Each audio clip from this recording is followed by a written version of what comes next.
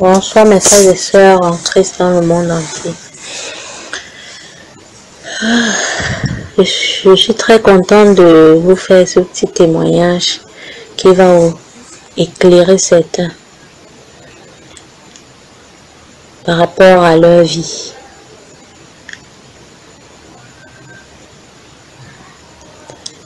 Alors, je suis née d'une famille de 6, 3 filles, 3 garçons.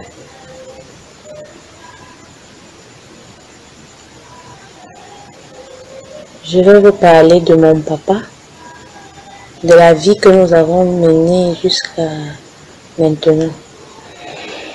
Alors, pendant que j'étais toute petite, j'ai vu mon papa, pendant que je grandissais, j'ai vu mon papa, il n'était pas normal. Il n'était pas comme les papas que je connais, les papas.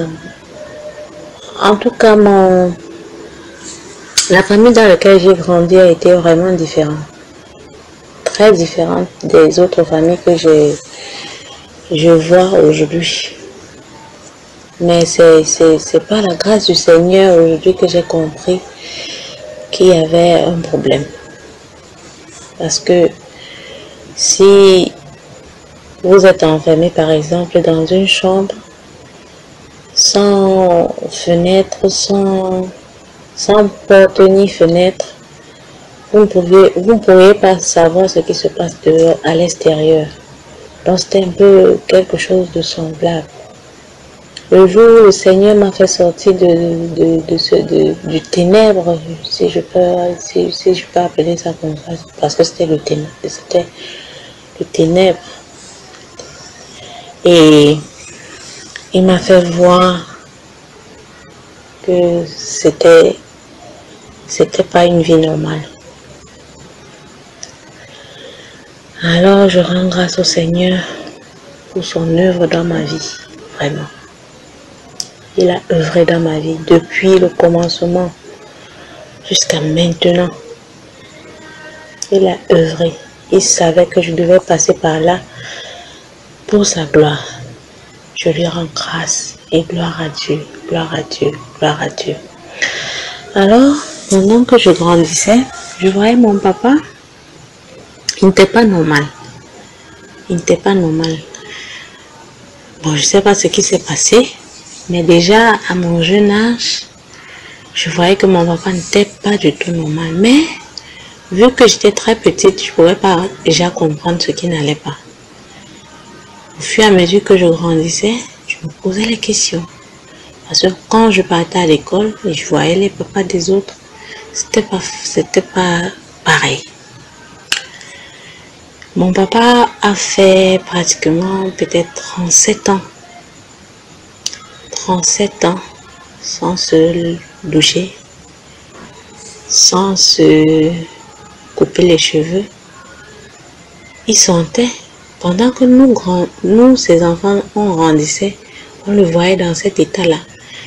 Mais comme c'était notre papa, on jouait sur lui, on faisait tout avec lui. Parfois, on cherchait l'époux dans sa barbe était tellement longue. Les cheveux étaient tellement longs. On cherchait l'époux, on jouait, on montait sur lui. On voyait pas en ce moment-là que quelque chose n'allait pas. Tout était normal pour nous, mais c'est au fur et à mesure que je grandissais que je constatais que rien n'allait. Parce que pendant ces 37 ans-là, il était à la maison, il ne sortait pas. Il était dans la maison, dans la concession, parce que c'est une famille polygame. Et il vivait dans la concession de ses parents encore. Et c'est là-bas que nous avons tous grandi. Nous étions une famille très très pauvre. En fait, en ce qui nous concerne, nous étions vraiment pauvres. Mais il était le seul parmi les enfants de sa maman qui était comme ça. Parce que les autres, les filles n'étaient pas comme ça. Alors, pendant qu'on grandissait, on le voyait ainsi. Et il ne mangeait que le macabo. Et il cuisait ce macabo-là dans une marmite noire. Ce macabo-là, il le cuisait comme ça, sans sel, juste avec de l'eau. Et il ne se nourrissait rien que de ce macabo-là. Et il disait que c'est Dieu qui lui a demandé d'être comme ça. Ma maman, elle a grandi avec... Ma maman, elle a vécu ça, comme ça. Je ne sais pas comment elle a fait, mais vraiment, elle a vécu ça ainsi. Ma maman a vu de toutes les couleurs avec lui. Pourtant, elle nous disait que quand ils venaient de se rencontrer, c'était pas ainsi. Tout a commencé quand il a commencé à consulter les charlatans, les choses comme ça. Et il y a un monsieur qui l'a amené. Ceci, c'est lui-même qui me l'a raconté. Je lui ai demandé un jour, qu'est-ce qui ne va pas? Parce que quand je grandissais, il n'était pas non. Il était très violent. J'étais prêt à verser même le sang. Mais, Dieu merci, il n'a jamais versé le sang. Mais il menaçait de le faire. Il était très violent. Très violent. Avec tout son entourage, que ce soit sa femme, ses propres enfants. Parce que quand il se levait pour nous frapper, c'était comme s'il il était face à son égal, quoi. Non. Il nous frappait très violemment. Donc rien n'allait. Il fut un temps. Ça c'est ce que moi j'ai vu pendant que je grandissais. Il fut un temps. Il est sorti de cette situation-là. Il y a un soi-disant pasteur, ou je ne sais pas quoi, un frère. Soi-disant frère qui est venu commencer. Ils ont commencé une prière. Et je peux dire ça allait petit à petit.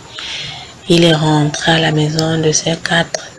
Il a pris les documents de Jésus qui lui disait de manger le macabo, ceci, cela, de celui qui lui donnait les ordres qu'il ne doit pas se laver, il ne doit pas faire ci, il ne doit pas faire ça, de brûler. Il a pris, il a brûlé même la Bible, il a brûlé les photos de Jésus que nous voyons un peu partout dans le monde aujourd'hui. Il a brûlé les brochures, tout ce qu'il avait comme brochures concernant la religion. Alors, quand il a brûlé ça comme ça, il allait un peu bien. Il a commencé à sortir, aller dans ce cadre où il disait qu'il était avec les frères. Arrivé là-bas, sa situation s'est encore compliquée. Un jour, il est rentré. Il était tellement nerveux. Quand il voyait les gens, il était tellement nerveux, violent. Ça, c'est encore compliqué. Entre-temps, alors, je le voyais faire le maraboutisme. Il commençait à travailler sur les gens. Les gens venaient à la maison. Le montant d'argent qu'il prenait, c'était 5 000 francs. Il prenait les 5 000 francs et il te faisait tout le travail. Même s'il y a quoi faire, les 5 000 francs vont résoudre le problème. Il travaillait sur les gens, je le voyais. Il travaillait avec, il faisait les cercles. Il avait une plante qu'il avait attaché le bout sous forme de cercle. Il mettait au sol. Il disait que tu entres avec ton pied gauche, tu sors avec le pied droit. Donc, chaque fois, il faisait ces choses-là avec ses patients. Il travaillait sur ces gens, machin. Je ne peux pas dire que ça marchait ou bien que ça marchait pas, parce que moi, je n'aimais vraiment pas ces choses-là. J'étais contre ça. Et ça a été la guerre que j'ai eu à mener avec mon père jusqu'à maintenant. Non, je n'aimais même pas voir ça. Et j'étais tellement triste que pourquoi est-ce que le Seigneur a permis que je grandisse dans cette famille-là. Que je puisse naître dans cette famille, dans ce style de vie, quoi. J'étais tellement triste. Alors, un jour, j'étais vraiment à bout. Je lui ai demandé qu'est-ce qui n'a pas marché. Pourquoi est-ce que il est troublé comme ça? Parce que malgré qu'il faisait le maraboutisme là, il avait une prière.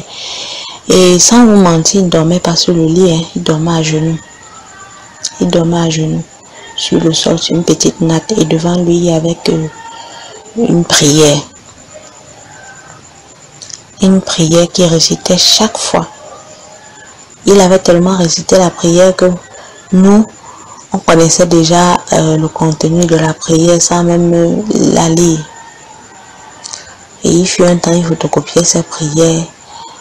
Et c'était l'objet de son maraboutisme. Donc il faisait ça, il photocopiait, il pliait.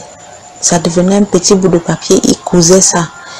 Et il donnait à ses patients que ça, tu dois lancer ça dans ton sac, ce sera ta protection partout où tu iras. Donc les petites choses comme ça là. Donc après, comme je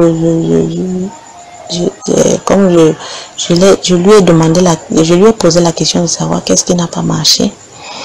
Il m'a dit un jour il était allé chez un marabout, chez un monsieur, et le monsieur lui a dit d'entrer dans un cercle avec le pied gauche. Non, c'était un cercle de feu. Il devait entrer avec le pied gauche. Il devait entrer dans ce cercle avec le pied gauche et ressortir le pied droit. Bon, je ne sais pas trop si c'était pied droit, pied gauche, je ne sais pas, mais c'était quelque chose comme ça. Et il l'a fait. Et ce monsieur-là lui a donné cette prière-là. Et il est rentré à la maison. Pendant la nuit qu'il a récité cette prière, il a voyagé dans tout le monde entier. Il a pris peur. Il a pris la prière. Il est parti brûler. Il est parti remettre. Le monsieur a dit non, il ne peut plus prendre. Il est rentré, il a brûlé. Il a brûlé. Depuis ce temps-là, sa vie n'était plus la même. Quand il a brûlé comme ça, la situation s'est compliquée. Et il a commencé à être troublé, tout ça. Mais il me racontait ça, il me disait que mais maintenant ça va parce que c'est quand il a brûlé ça comme ça là qu'il est devenu ce qu'il est devenu et ce démon là a commencé à le commander, a dit qu'il ne doit pas se laver pendant 37 ans, il ne doit pas manger la nourriture normale, il ne va que se nourrir du macabre, tout ça. Donc c'était comme ça sa punition pendant 37 ans. Alors, entre-temps, nous on grandissait. Et puis quand il m'a raconté comme ça, je lui ai dit que où est le monsieur? Il m'a dit que le monsieur était mort, incendié dans sa propre maison. Et il m'a raconté des tas de choses. Il m'a dit qu'il peut invoquer la pluie, il peut faire des choses, il peut faire ci, il peut faire ça. Entre-temps, il guérissait les gens avec son métier de marabout qu'il faisait. Il guérissait les gens, il faisait des choses. Bon, je ne peux pas dire qu'il guérissait les gens, je sais pas ce qu'il mettait dans. Il y avait les moments où il faisait des rites. Il demandait de venir avec la poule pour des sacrifices. La poule et le coq. Le coq, on devait ouvrir, on enlève son cœur, on te donne, tu avales. Je pense que moi aussi, j'ai eu à avaler quelque chose comme ça parce que lui, il a fait ça sur nous. Quand on grandissait, il a fait ce cercle avec cette plante-là. Le cercle, moi particulièrement, je suis entrée, nous tous, je suis entrée avec le pied gauche, sorti avec le pied droit. Et Il m'a mis les médicaments dans les canaries avec l'huile rouge que j'ai avalée. Il dit que c'était pour ma protection, pour notre protection, quoi. Nous tous, il nous a fait ça. Et ma maman n'était pas d'accord. Elle n'a jamais été d'accord avec ces choses-là. Pendant qu'on grandissait, et pendant que j'étais petite, je trouvais ça bien. Je trouvais ça bien. Mais quand je grandissais, j'ouvrais les yeux. Et j'ai commencé à détester ça quand j'ai compris que c'était quelque chose qui n'était pas normal. Il y avait quelque chose en moi qui me disait toujours que c'est pas normal, c'est pas une vie ça. C'est le satanisme. Alors, quand il me racontait ces choses-là, je lui ai dit que est-ce qu'il pense qu'il peut sortir de ce problème-là. Il me dit que non, il est déjà sorti, mais moi je voyais qu'il est encore dedans. Puisque il y a des moments où il prêche la parole de Dieu, il y a des moments où il fait son marabout, il y a des moments où il fait des sacrifices, donc c'est mélangé. On a grandi comme ça. Et entre-temps, je suis devenue rebelle contre lui. Je n'aimais même pas le sentir, même pas le voir. Quand il prononçait seulement quelque chose que médicament à côté de moi, que médicament traditionnel qu'il doit me donner, je lui disais que ne passe même pas à côté. Donc, moi et mon père, c'était le feu. Le feu, le feu, le feu. On ne s'entendait pas du tout. Pas du tout, pas du tout. Jamais on ne s'entendait. On était toujours en train de se quereller, se chamailler, se poursuivre comme le chien et le chat à la maison. C'était jamais la paix, jamais, jamais. Je l'insultais deux fois. Il n'aimait rien faire. Il ne faisait rien du tout. Rien, rien, rien de rien. Alors, entre-temps, ma maman se battait pour nous jusqu'à ce que nous tous, nous avions eu notre bac. La première, la défunte, ma soeur aînée qui est décédée déjà. Sa petite soeur après. En tout cas, on était départagés. Parce que ma maman, à la limite, elle ne pouvait plus nous supporter, nous tous. Mais elle était toujours en train de nous soutenir, même malgré qu'on vivait avec des gens. Elle nous envoyait de l'argent, tout. Moi, je vivais chez ma tante, entre-temps. Non, c'était comme ça notre vie avec notre papa. C'était pas facile du tout. Pas du tout. Je n'ai jamais eu une vie normale. Mais, malgré tout cela, ça m'a poussé à voyager. Ça m'a poussé à voyager, à aller me battre pour ma famille. Je suis tombée dans l'aventure et tout. Quand je voyais mon papa ainsi, j'étais tellement triste, tellement triste. Et entre-temps, mon papa, il m'a aussi dit un truc que il y avait, parce que je lui disais que mais ce Dieu que tu dis que tu sais et que chaque fois il est en train de te dire que ne fais pas ci, ne fais pas ça, ne mange pas ci, est-ce que tu ne peux pas te passer de lui? Parce que je sais que le Dieu normal ne peut pas conditionner un être humain de la sorte. Il me dit que non, que s'il désobéit, le Dieu là va le frapper, qu'il y a deux fois le Dieu là le frappe. Je dis que mais ça c'est quelle histoire? Il y a des fois, le Dieu te frappe comment? Est-ce que Dieu frappe les gens de cette manière-là? Il me dit que, en tout cas, il ne peut pas désobéir. Tout ce que le diable là lui demandait de faire, il faisait seulement. Il ne se posait même pas de questions, il faisait seulement. Il était seulement sous l'emprise de malin. Comme ça. Et entre-temps, il a révélé à mon grand frère qu'il avait une Bible. je connais pas le nom, mais il avait donné ce nom, le nom de ce démon qui était, c'était un livre, mais le nom qui était dessus, c'était le nom d'un démon. Je ne me rappelle pas très bien, mais c'était pas un livre normal. Il disait que c'est la Bible là, que c'est le démon là qui lui avait donné, et il a eu à brûler ça, c'est pourquoi il est bloqué comme ça. Donc il a dit ça, quand il a dit ça, j'ai dit que mais voilà, que c'est ça qu'il avait bloqué, et que mais maintenant il est délivré parce que donc il parlait, il se contredit, il parle, il se contredit. Donc à la fin même, je comprenais plus le sens de son histoire. Je lui ai dit, en tout cas, Dieu seul peut te délivrer de cela. Et dans ma tête, quand j'ai suivi comme ça, dans ma tête, je savais que, parce qu'en ce moment-là, je n'étais pas encore dans le Seigneur.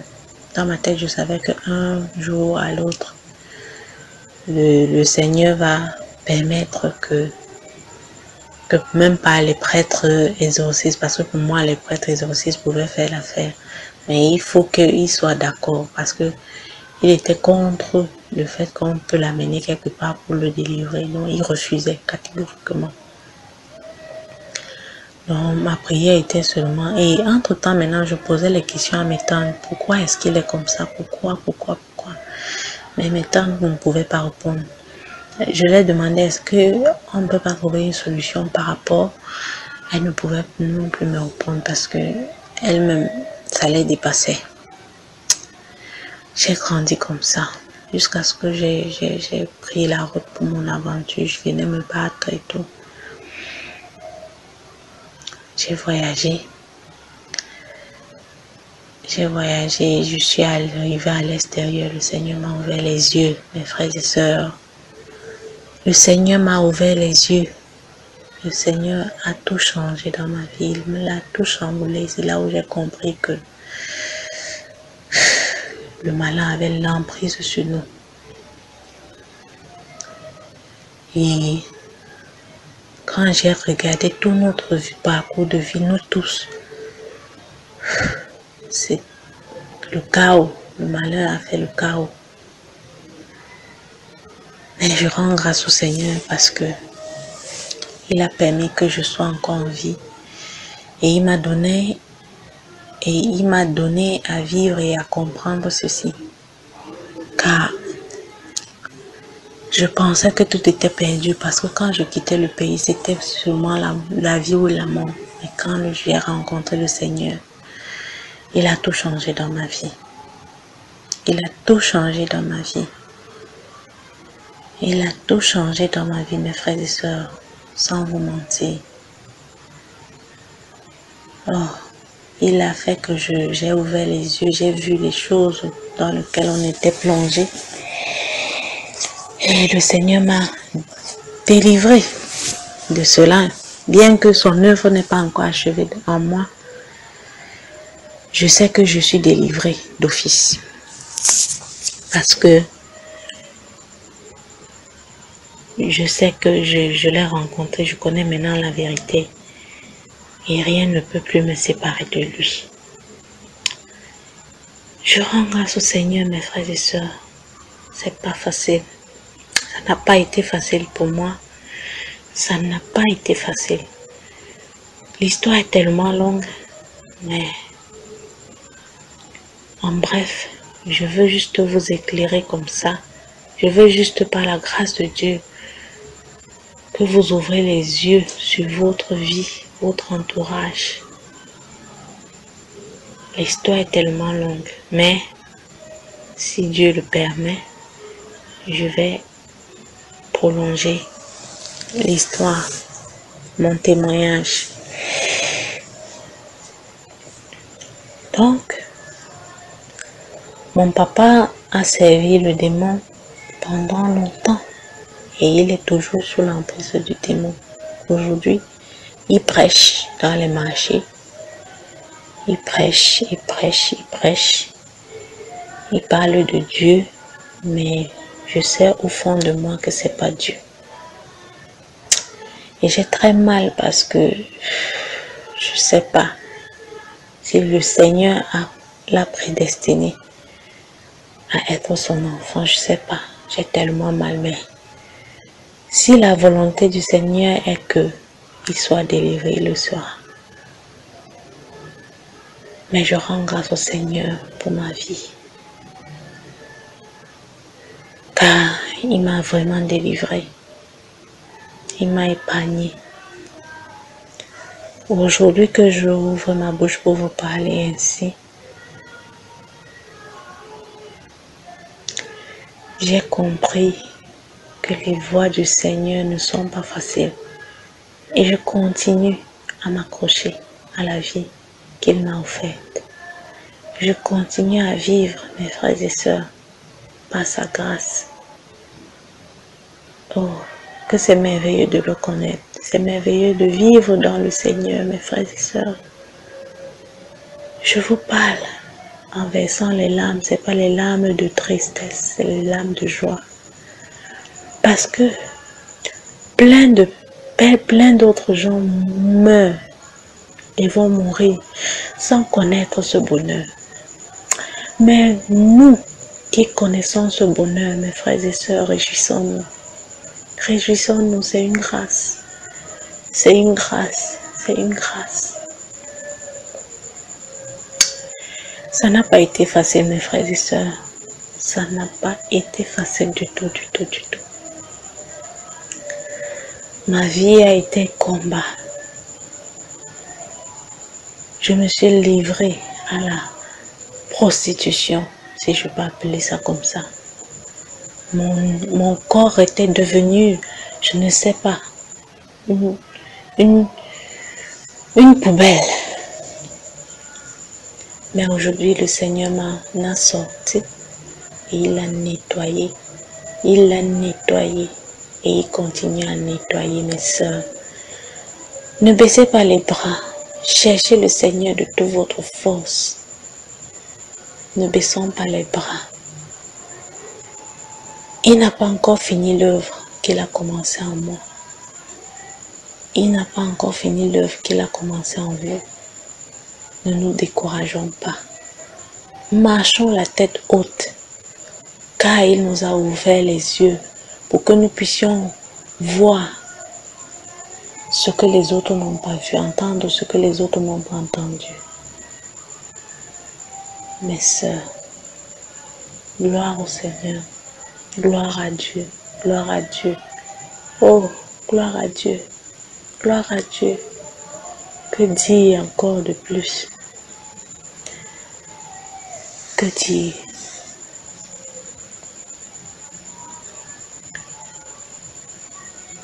Oh, ces marabouts qui nous égarent. Mais aujourd'hui, je sais que le Seigneur a la main sur moi et il va achever son œuvre en moi. Au nom du Tout-Puissant Jésus-Christ de Nazareth. Au nom du Tout-Puissant Jésus-Christ. Bonsoir mes frères. Que la paix du Seigneur vous accompagne. Et que ce témoignage puisse ouvrir les yeux à d'autres qui traversent les mêmes situations. Et que le Seigneur vous comble de ses grâces. Au nom de Jésus. Au nom de Jésus. Amen.